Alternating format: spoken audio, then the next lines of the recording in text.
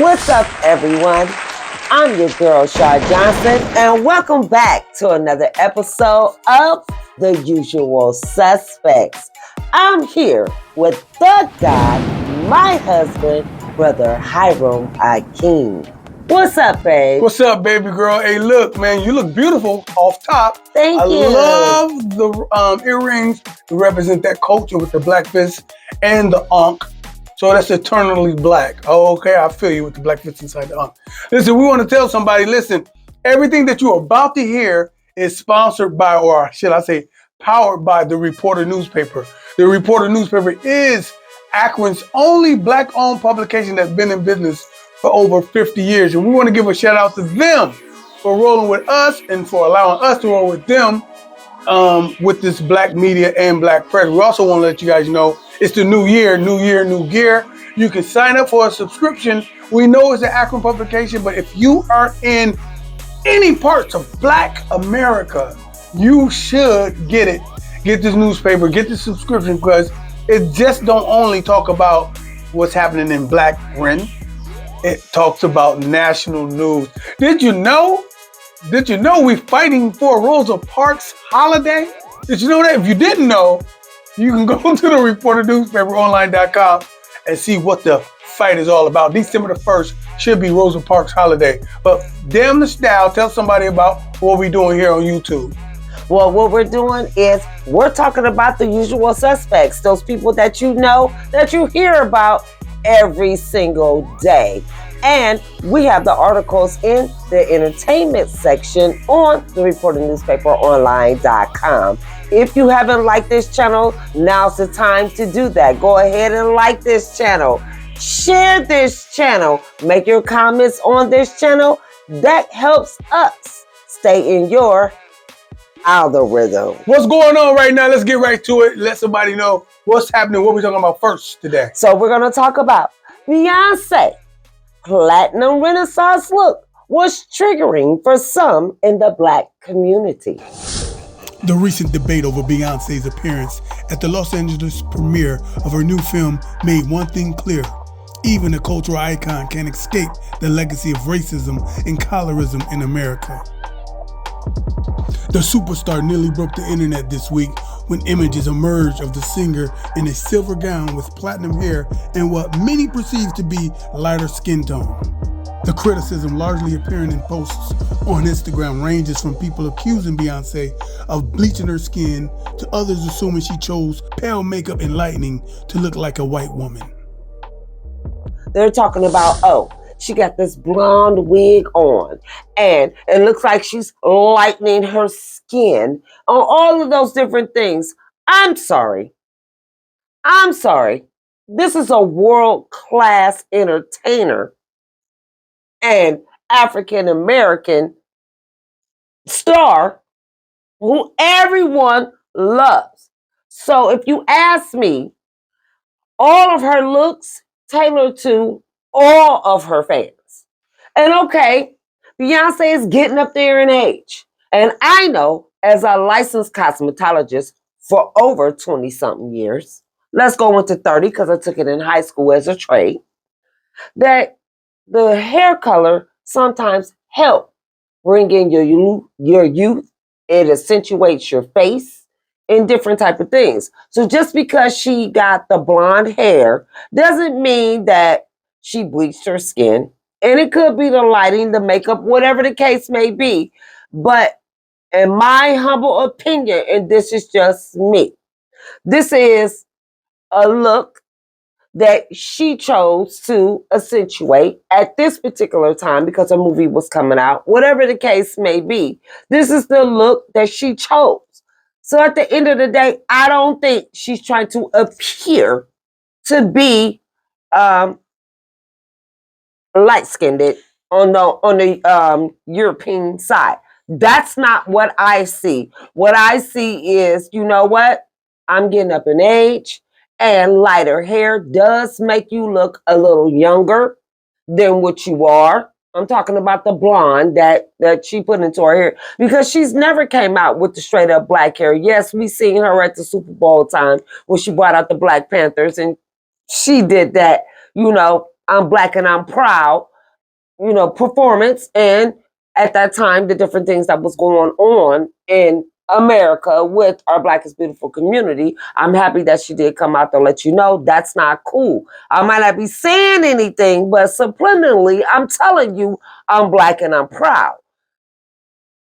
I believe that people are going too far with this.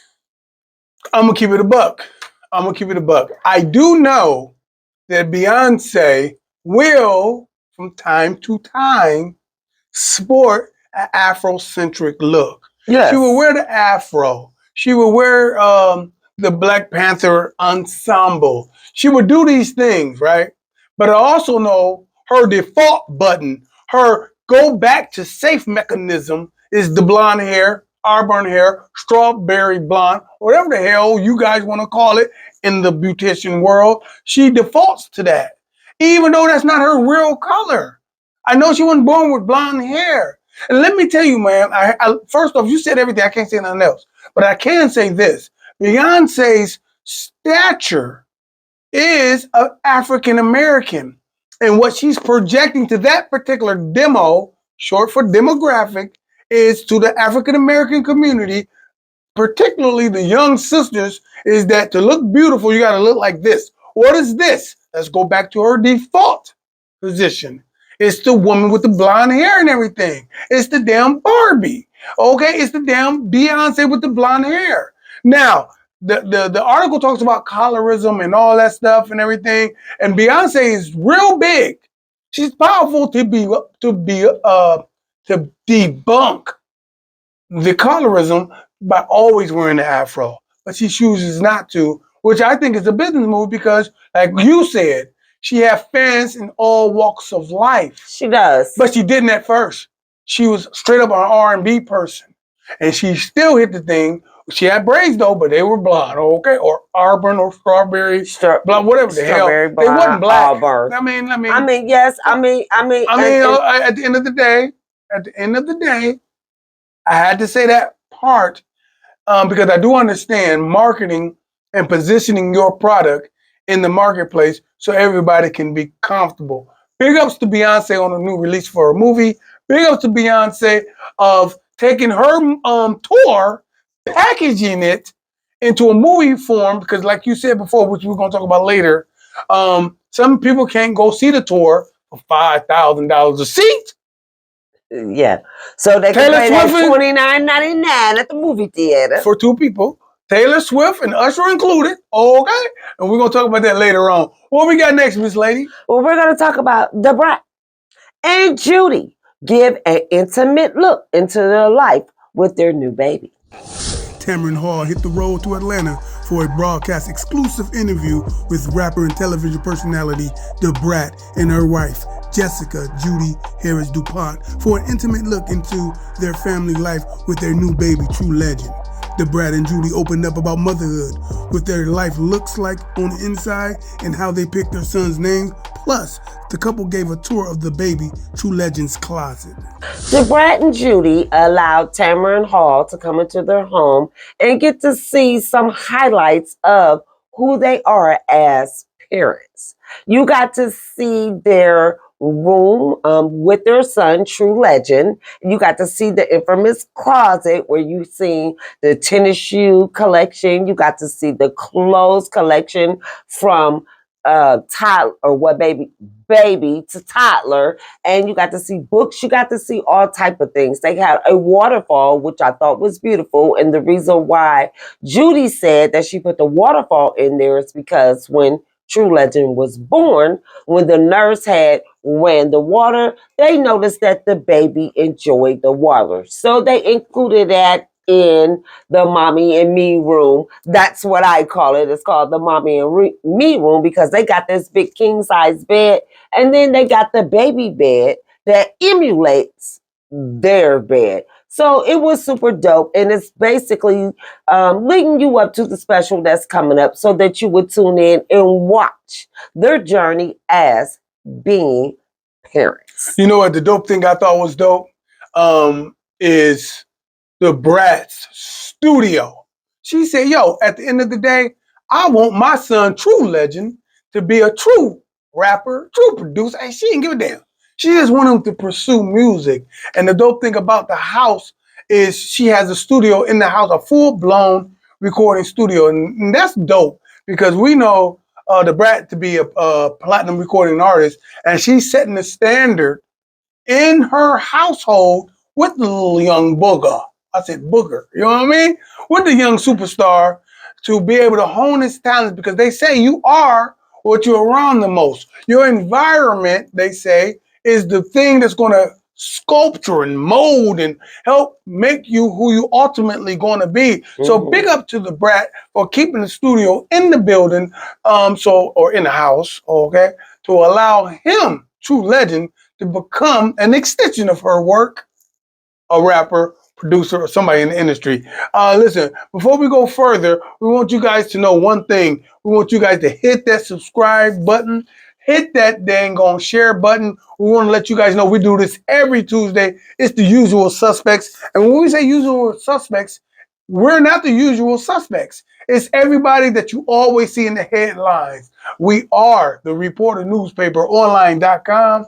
And what we do here is promote all the entertainment news that's happened weekly. This is the weekly entertainment report for you and yours. Sister, my wife, my gorgeous goddess, what are we talking about next? We're going to talk about Busta Rhymes got Benzino all in check.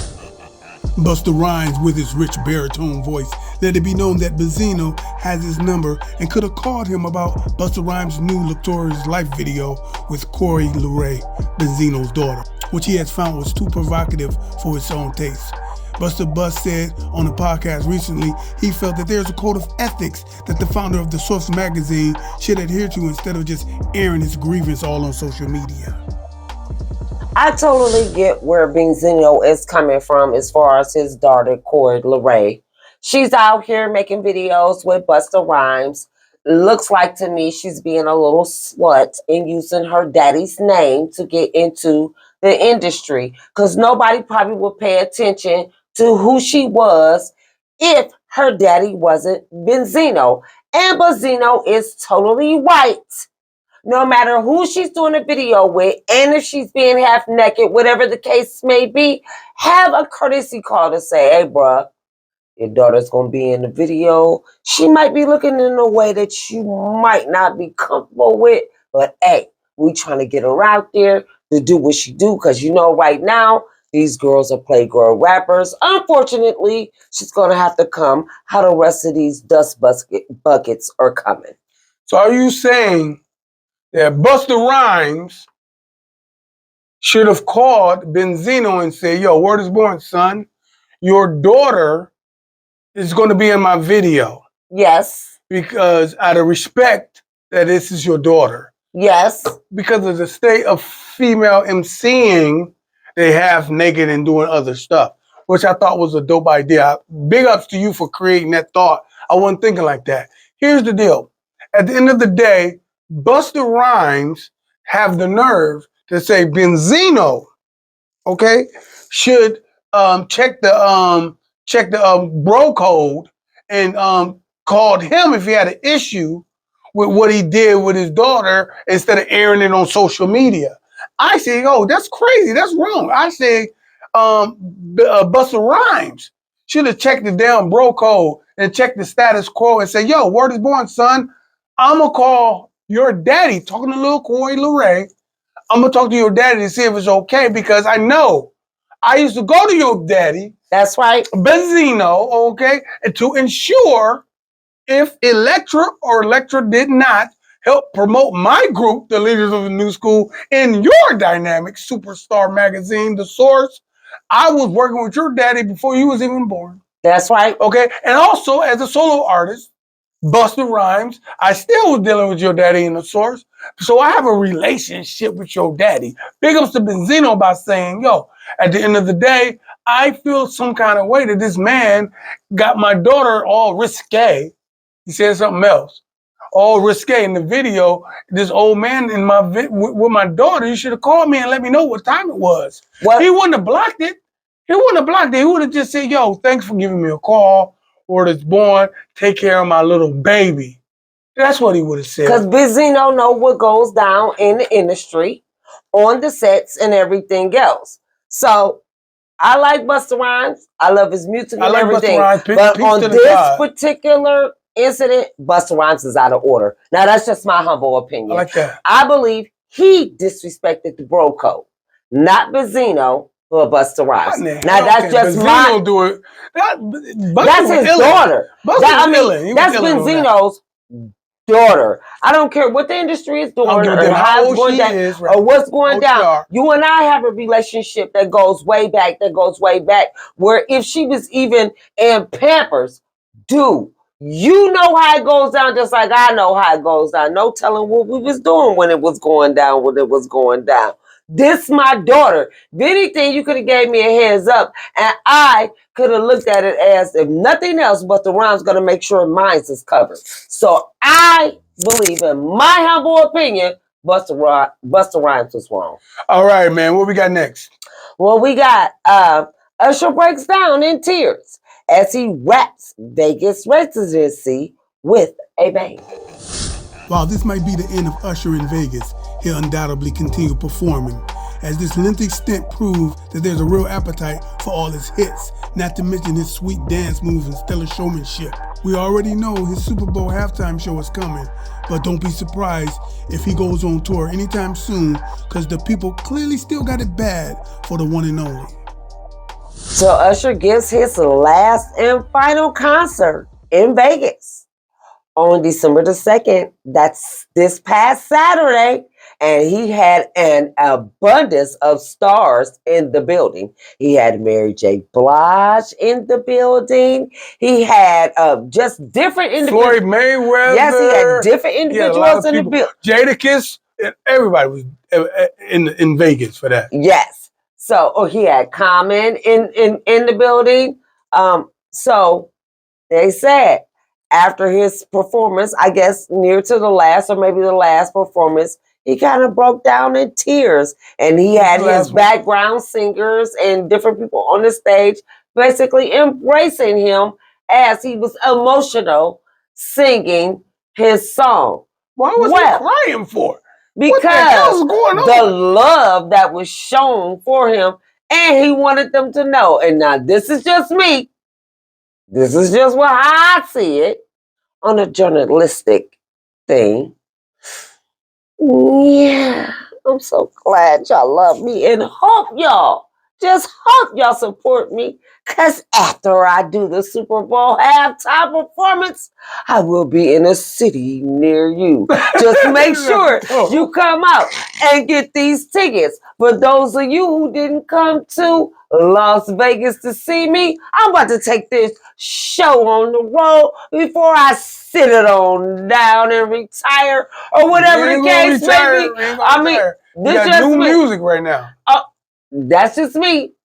Before he retired, I don't think he retired. I don't think he's going to retire. I'm saying before I just get on up in there, because Usher pushing 50. He's still making worldly music. So he ain't about to retire no time soon. Plus, he still got it.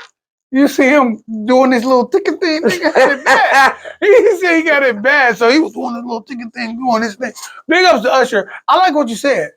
You prophetically stated that after this Vegas residency, yes, he's going on tour after the Super Bowl. After the Super Bowl. Because too many people don't travel all the way to Vegas that had the resources to do so. And there's so many that didn't have the resources to do so. But they got $100. They got $75. It may be, I'm sorry. Usher, you better not be charging no Beyonce tickets and Taylor Swift amounts. What if he doing that? That ain't good. So I believe I don't think he would 75 do that. To maybe 250 at the most. I say 55. You don't think the nosebleed? 55 the nosebleeds. 55 the nosebleeds. I believe 55 the nosebleeds. No, you trying to manage the damn show.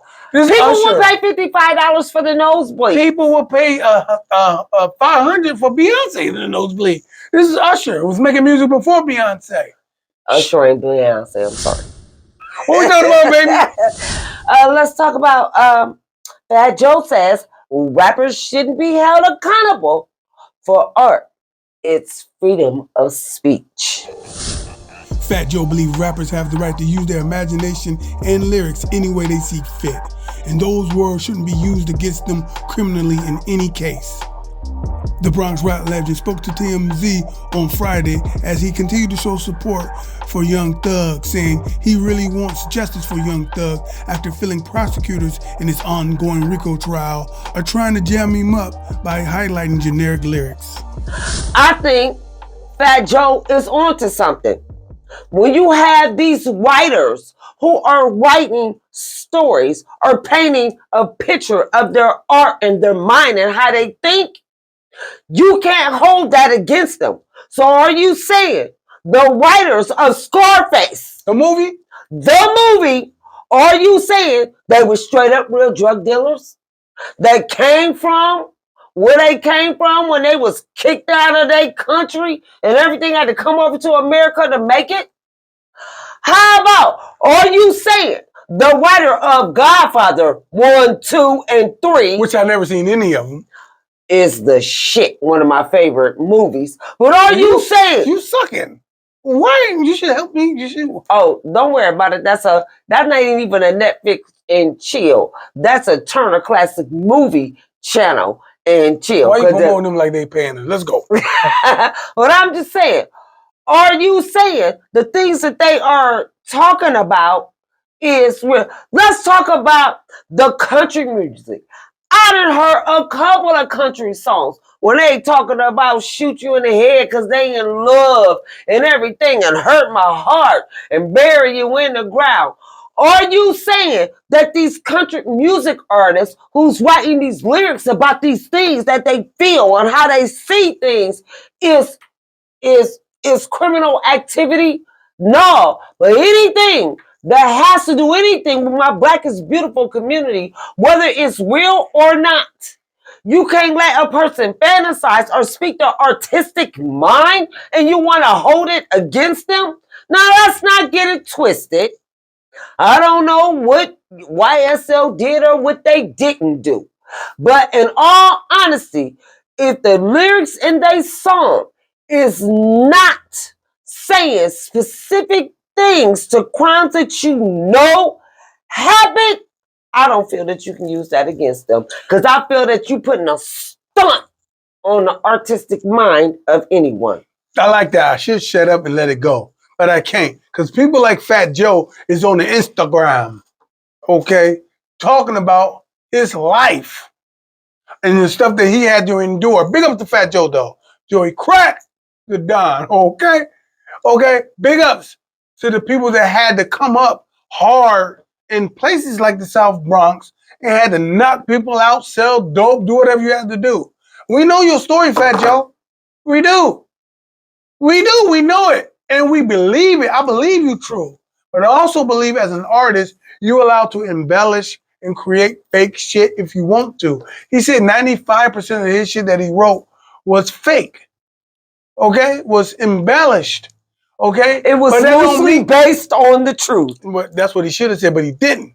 He's literally capping or caping for the freedom of Young Thug, saying that as an artist, basically what you said, we are creating this stuff and you can't put the artistic stuff on us. But when you are away from the music and freely talking in interviews, I'm sorry, you convince people that you're real. Okay, you convince people you're real. You want me to believe you selling the gimmick? Then you should say I'm fake. Not my lyrics are fake. You should say I'm fake. But he's not saying that. He's saying his lyrics are fake. So I have to follow what you're saying. You're saying my lyrics are fake. But I know what you say. That means you're not fake. But that's all I wanted to say. If you're real, you're real. You know what I'm saying? If it's real, son. If it's really real, son. What are we talking about? What's going on next? They need to go to KRS-One school. I'm just saying, Public Enemy school. I'm just saying, they need to go to the school of, you should be spitting knowledge into your community and trying to wake them up from them being asleep than to shoot them up, shoot them up. I'm just saying. What's next, baby? Let's talk about Lil Wayne sued for assault and battery over alleged gun threats. Lil Wayne is being dragged to court by a former bodyguard who is suing the rapper after telling cops Wayne allegedly brandished a gun and punched him in the ear. According to new legal documents obtained by TMZ, Carlos Christian claims Weezy threatened to shoot him with a semi-automatic rifle, a threat he says he took seriously considering Wayne once spent time in prison for weapon charges.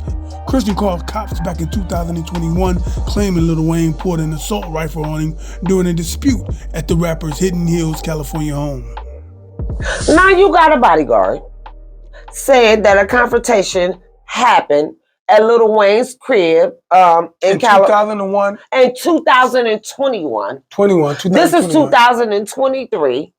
Lil Wayne is doing big things now. He's on the sports channel with Skip Bayless. Fox. Yeah, with Skip Bayless with Fox. And he got a brand new album with 2 Chainz. Right, coming out. Out. Well, it's out. So and now you want to talk about what you trying to sue him for. Are you getting on the bandwagon? He is. I'm glad you thought that. I'm on all this stuff with different people suing different people as far as different things that has come against them. Because see, this is 2023. You claim this happened in 2021. What happened? And if you went to the police, what happened though? You didn't tell folks what happened. Okay, so in what allegedly happened in 2021, an altercation broke out, and you and Lil Wayne supposedly got into it, and he broke out, what was it, AK-47 or a semi-automatic weapon, whatever it was, at his house. And he pulled it on you. And you supposed to be a bodyguard, right? And you talking about him because he went to jail on gun possession, weapon charges before. I took that seriously. Get you the F up out of here. Miss me with that bullshit. Because at the end of the day, in 2023, if you was really on that, you would have been pursuing that since 2021. Why am really seeing this in the articles and we reporting and writing about it in 2023 after all these other people are suing different individuals in power with money and talking about, I dealt with I lost money. I dealt with mental stress. I dealt with all of this. You lost money. You threatening the dude that I'm gonna sue you. You threatening your employer. I'm gonna sue you. So of course you're gonna lose some money. This is crazy. No, what is it really, bruh? You want money. That's what it really is. I get that, but if I had seen this a month later or weeks later after the so-called incident happened, bruh, I could rock with you. How about if I seen this in early 2022? Guess what? I can rock with you. I'm sorry, bro. We about to go into 2024. Get you up out of here. I'm sorry you seeing Lil Wayne after Cassie, after the payout, after all the different things, and after I'm sorry. It said November the 25th, which was the Friday after Thanksgiving, is when it said that you had in the time to file. Did you file on that Friday, November the 25th? And now this stuff is coming out. I'm sorry, I can't. This right here, I may be wrong. And if I'm wrong, I'll say I'm wrong. But right now, today, I'm saying you was full of shit. What are we talking about next? Okay, what we're going to talk about next? We're going to talk about Judy claims Jeezy cheated. And prenup says it'll cost him in divorce talks. Jeannie Mai has responded to Jeezy's divorce petition, and she is more than insinuating he cheated on her and claims that will have a huge effect on their prenup and division of assets. According to legal documents obtained by TMZ, Jeannie is more than insinuates her estranged husband is guilty of infidelity. Her lawyer writes, wife reserves the right to amend this counterclaim to add other grounds for divorce, but which wife does not wish to specify herein at this time in the hopes that this matter can be resolved without having to disclose things publicly. So Jeezy is the one who files for the divorce, and they had a prenup. Then Jenny Ma wants to come back with, after we all see this interview that Jeezy does with Nia Long. So then she comes with, he has cheated. Why didn't you come out with that from the gate when he first filed for divorce? Because in your prenup, allegedly, if he cheated or showed any type of emotional or anything with any other person, flirting, it's crazy. Or any of that, then he has broken the prenup and you get half. You didn't come with that from the gate. And if you want to come with Jeezy on that notion because of the interview that he done with Nia Long, how about you are forgetting that a lot of us watched you with the cutie pie from Save from the Bell? What do you mean? What cutie? The Hawaiian dude? No, it's a dude. She's a co-host. I can't think of his name, but he's on E. He's on E! News. I know he is. Okay, and she was flirting with him? Oh, of course. You've seen the dynamics and you've seen the things. Put it like this, babe.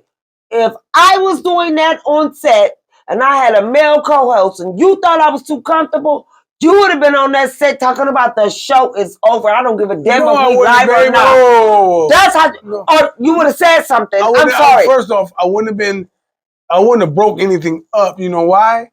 Because are you trying to tell me in a prenup they couldn't flirt? Oh, that's okay. Here's the thing: she's a host. There's going to be some minute, minuscule flirting going on. Well, so you can easily pick any show of her flirting. I'm telling you, you working a client to get him to speak. I know that's you using your interview tactics to get him to speak. I know you're not flirting to try to get with the. I know that's what it is. But that's what she came back with. I'm just saying, you know why? Because I taught you.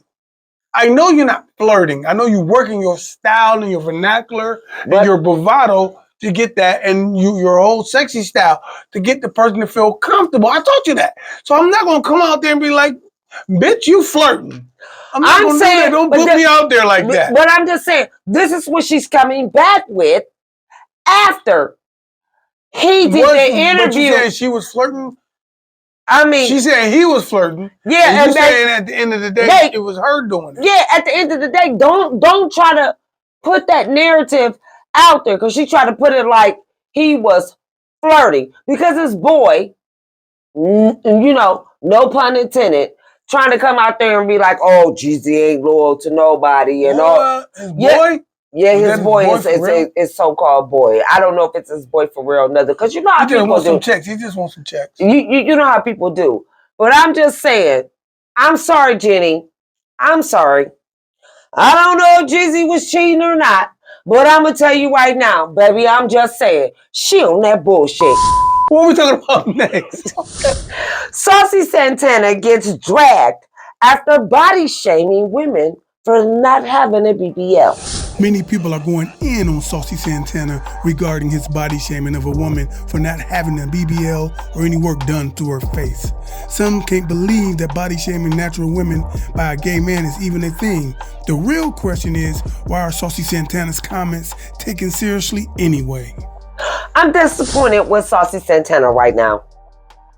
So, you attack DJ Academics for the way that he comes at women for their rap lyrics and things of that in the music industry.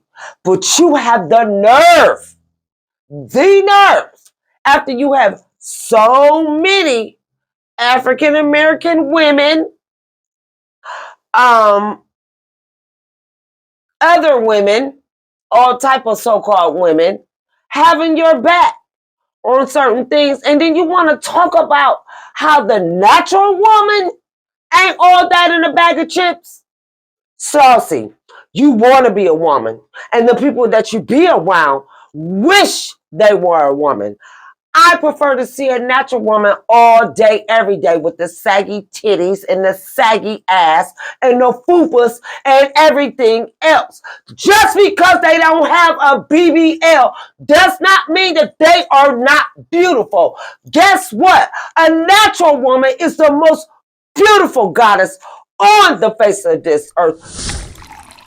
Now, babe, we don't say go check out this and go do that, because that's not what we do at all. We are all about the reporter newspaper online.com, who's been in business for over 50 years. And we tell our stories, my Black is Beautiful people's community stories, in a way that you can understand. And it is told to us, for us, and by us. But this particular interview was very interesting. And I have to give Tasha K her props, because not only did she not give credit to the young ladies who have been following the phone calls from prison and been giving their take on it, but she also brought them on her platform before the interview came out and after the interview came out. And you can only see the interview on TashaK.com live, because if you showed it or talked about it, then she strikes your channel. So that's not what we're going to do, because she's not going to strike this channel. But what I do want to say and comment on is Steve Harvey said to Shirley Strawberry, basically, you have to get up here on this show and let everybody know that the things that you were saying was not cool and was not right. And it's either this show and your career or your husband. Wait a minute. Hold on. I'm ignorant. I'm a man. I don't follow the tea. Okay. What the hell did she say that he asked her to get on the show and recant?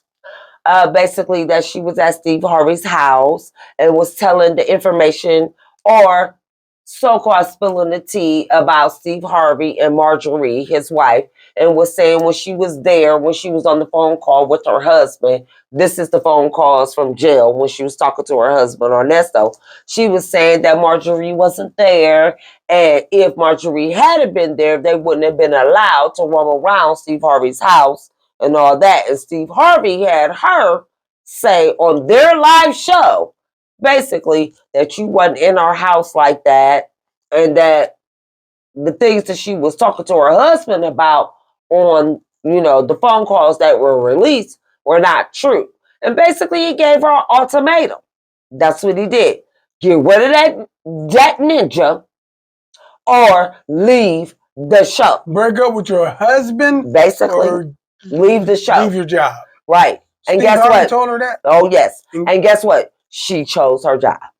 Big So his mistress, basically. Whose mistress? Steve's mistress? No. You said his mistress. We're talking about Ernesto's. I'm talking about Shirley Strawberry. Okay. That's what we're talking about. Shirley Strawberry's husband, mistress, went and had an interview with Tasha K. Now, the mistress denies being the mistress. She claims she's just Ernesto's friend. Big up, and not big the ups mistress. to friends. Big ups to friends is not mistresses. Because you need friends every now and then that's going to hold you down. Go ahead. I'm sorry, that bitch is the mistress. I'm sorry, because the young ladies that Tasha K had on her platform, they broke it down because they have been following all of these different things, and they broke it down because, baby, I watched every single interview. My husband be like, you believe everything. No. You just said she was the mistress like you believed it. Oh, she the mistress. You just said it. So I do believe you believe everything you hear like that. I you don't. Didn't even say, these young ladies have receipts. Hey, you did not just. So what? You believe the receipts. That's all. Receipts is receipts. Take us out of here, baby. Thank you guys for tuning in to another episode of The Usual Suspects. If you haven't liked the video, now's the time for you to go ahead and hit that like button. Make sure you hit that subscribe button also so that we will stay in your algorithm. If you haven't shared this video, go ahead and do so, or you can share any of the videos that we have put up that you like. Please continue giving us your comments because I love the comments whether you agree or disagree. Make sure you tune in every week with me, Shar Johnson, and my husband, the God, Brother Hiram I. King.